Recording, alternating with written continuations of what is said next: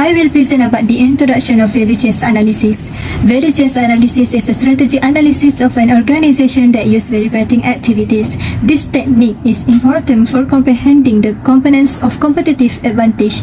It can be used by the management accountants to help assign cost to products and to provide other information to managers to help manage resources and create value.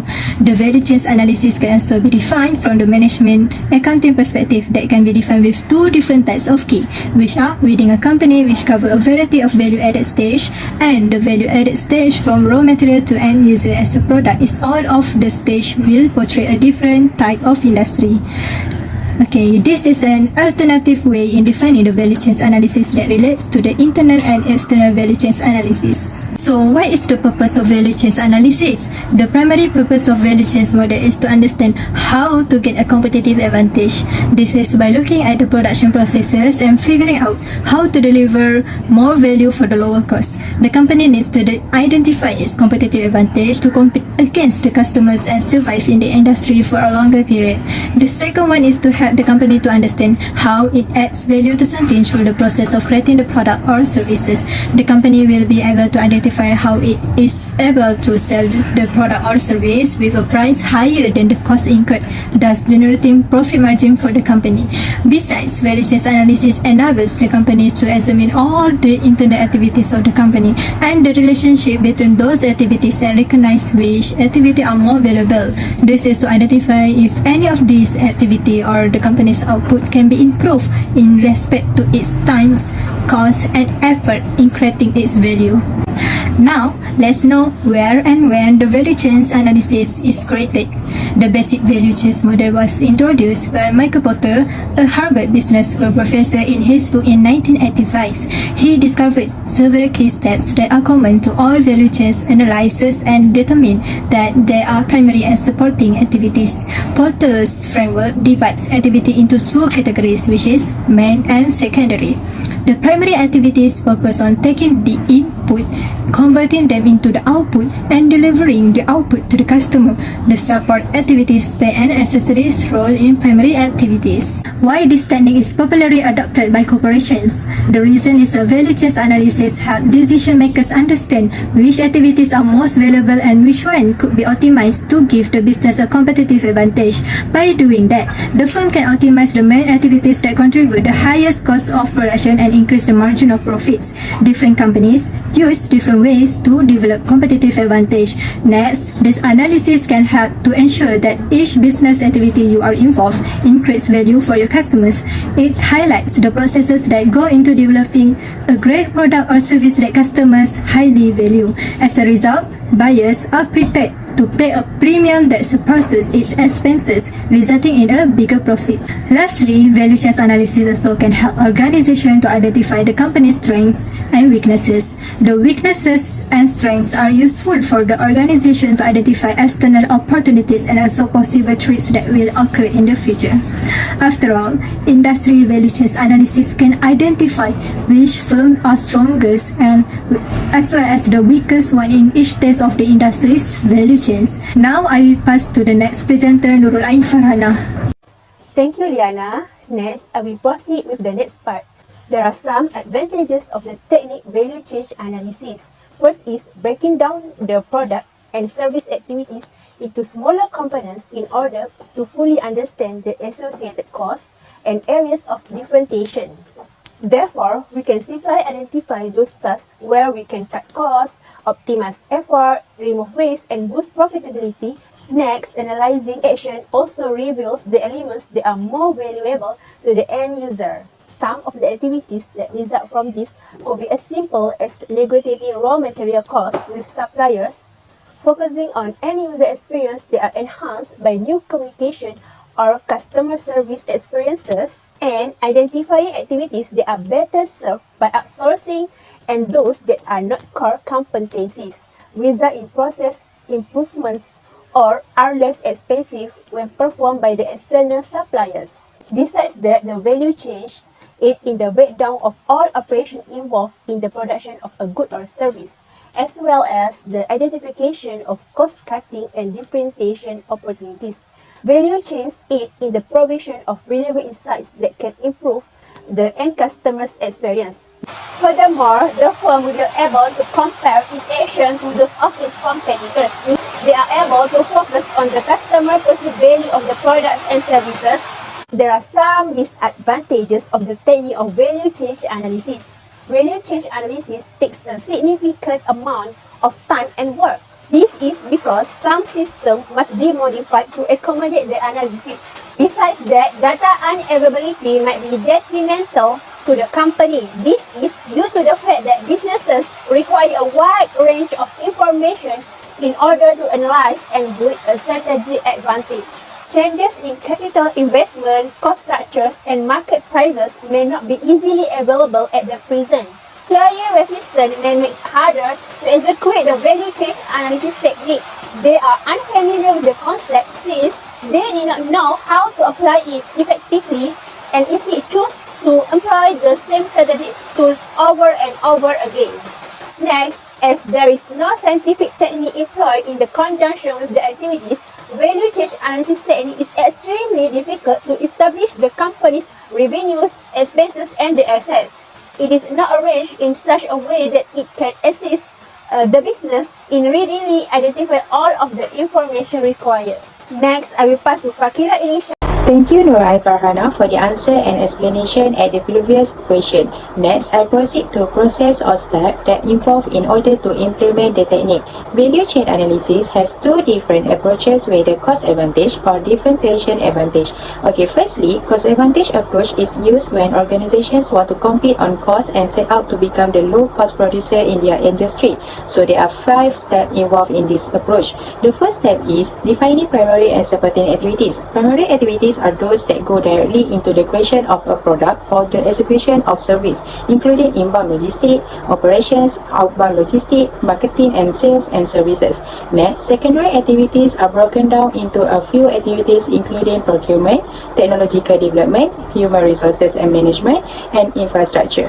For the conclusion for this first step of cost advantage approach is, it is essential to understand all of the primary and supporting activities that go into the product or service creation.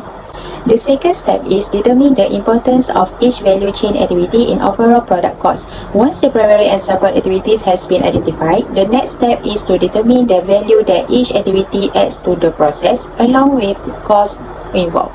The next step is to specify the factors that drive the cost of each activity. If the manager is able to understand the factors that drive cost of each activity in the value chain, he can focus on how to reduce them because different activities have different cost drivers. Okay, step 4 is identify the relationship and link between all activities. Find the connection between all the value activities that organization have identified. The links are key to increasing competitive advantage on the value chain framework. The step 5 is determine the opportunities to reduce costs. The last step is where the organization must identify the opportunities to reduce the cost, where it can plan when to implement the right strategy in the business to improve the inefficient activities that it currently operates in. Okay, I had started in explaining about 5 steps of cost advantage approach. Next, I proceed to differentiation advantage approach. Value chain analysis is done differently when a firm competes on differentiation rather than cost. This is because the source of differentiation advantage comes from creating superior products, adding more features, and satisfying varying customer needs, which result in higher cost structure. Step 1. Identify the customer's value creating activities. After identifying all value chain activities, managers have to focus on those activities that contribute the most to creating customer value. Step 2. Evaluate the differentiation strategies for improving customer value. When thinking about the value created by activities, ask yourself, how does each increase the end user satisfaction or enjoyment? How does it create value for my firm? Manager can use the strategies to increase product differentiation and customer value, which are to add more product features, focus on customer service and responsiveness, increase customization, and offer complementary products. Okay, the last step is identify the best sustainable differentiation. Usually, superior differentiation and customer value will be the result of many interrelated activities and strategies used. The best combination of them should be used to pursue sustainable differentiation advantage. Using value chain analysis, they can uncover several opportunities for their firm which can prove difficult to prioritize. So that's all from me in explaining about steps that involve in order to implement the techniques. Next, I pass to the next question to NURFARAHIDAYAH. Thank you, Fakhira. Next, I will explain the example of companies that practice the value chain analysis technique in their operations. The first one is McDonald. I'm sure all of us know that McDonald is one of the famous restaurants who sells a various type of fast food such as hamburgers, cheeseburgers, french fries, soft drink, and chicken. There are 5 primary activities implemented by McDonald as well as other companies. These 5 primary activities are supported by 3 activities which are infrastructure, human resource management, and procurement. The first primary activity is inbound logistics. In the activity, it is crucial to cultivate a positive connection with supplier as their assistance is essential to collect raw materials, storing inputs, distributing raw materials and components internally for the production startup of the company. McDonald ensures that their source of raw materials are from selected list of low-cost suppliers. Next is operations. When raw materials arrive, the importance of reviewing operational activities increases and McDonald's is ready to refine the raw materials into a finished product and sell it.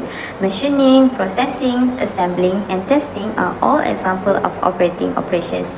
McDonald's run their operations with several franchises around the world that enable the company to compete with big business. The third primary activity is outbound logistics. Outbound logistics refers to operations that distribute a product to a customer via a network of intermediaries. Material storage, warehousing, scheduling, order processing, transportation, and distribution to destinations are all common outbound logistic tasks. To increase the company's growth potential and maximize customer loyalty, McDonald's should pay special attention to its outbound value chain operation. Other than that is marketing and sales activities. Sales managers and advertisers play a significant part in this process to implement marketing and sales techniques such as sales force, advertisement, promotional campaign, and pricing. For example, McDonald's marketing strategies are focused on social media, and print advertising and billboard. Lastly is services, where McDonald's focus on self-service and drive-thru service. McDonald's also provide training for its employees to improve customer service. Superior service are the core source of McDonald's competitive advantage, and this particular primary activity adds an enormous value to the brand image. As I said earlier, the previous primary activities are supported by 3 activities such as infrastructure, human resource management, and procurement. The business infrastructure indicates a variety of tasks consisting of quality control, managing legal dispute, accounting, funding, planning, and strategic control. For example, McDonald's infrastructure includes executive and zonal presidents that oversee the business's operations. Next, McDonald's will assess its human resource management by examining several aspects of human resource management such as recruiting, selections, training, promotions, performance management, and other people management operations. McDonald's human resource practice includes salaries and tuition assistance for college-going staff. Last supported activity is procurement. The supply chain procurement process explains the steps involved in purchasing products such as equipment, machinery, raw materials, components, and other items needed to make the finished products. In order to maximize the incoming, organizational, and outgoing value chains, McDonald's will carefully examine its procurement methods, which are linked to many value chain techniques. Next, I will pass to Alia. Now, I will explain about primary and support activities by Starbucks, since Starbucks also implement value chain analysis in their business management. Firstly, inbound logistics under primary activities. Starbucks inbound logistics refer to the process of picking the highest quality coffee beans from coffee suppliers in Latin America, Africa, and Asia by the company assigned coffee buyers. Starbucks green or unroasted beans are purchased straight from the farmers by the company purchaser. These are then transferred to storage facilities where the beans are roasted and packed. These are now ready to be delivered to distribution facilities, some of which are owned by the corporation and other that are run to third-party logistic organization. To achieve high quality standard, the firm does not outsource its procurement, starting with the selection of the coffee beans. For the operation, Starbucks has location in 65 countries, either directly managed by the corporation or as licensed outlet. Starbucks has almost 21,000 retail outlets worldwide. According to its annual report, the firm produced 79% of total sales in fiscal year 2013 from company-operated stores, while the licensed retailers account for 9% of income. Next is outbound logistics. In the product selling process, there are few or no middlemen. The majority of their items are exclusively available in their own or licensed store. As a new initiative, the firm has created a new line of single origin coffee that will be offered through some of the country's biggest shops. Marketing and sales. Starbucks prefer to invest in high quality items and excellent customer service over aggressive marketing. Nevertheless, the corporation conduct need-based marketing operation in the form of sampling in region near the store during new product release. The last but not least is service. Starbucks attempt to establish customer loyalty by the providing excellent service in its outlet. Starbucks retail goal, as stated in its annual report, is to be the leading retailer and brand of coffee in each of our target market by offering the best quality coffee and related items, and by giving each customer a distinctive Starbucks experience. First is infrastructure.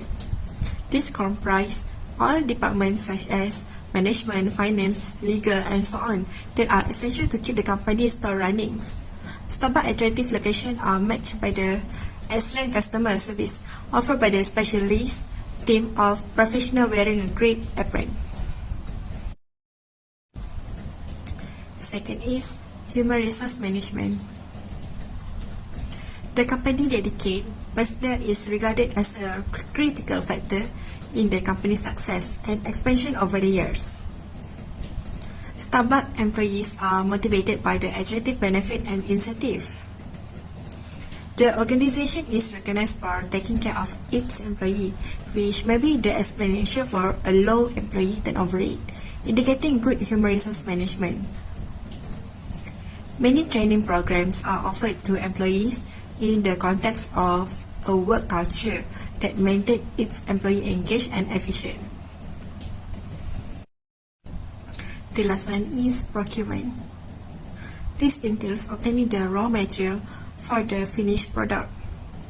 Agents from the firm go to Asia, Latin America, and Africa to source high-quality raw material in order to provide the best coffee to its client.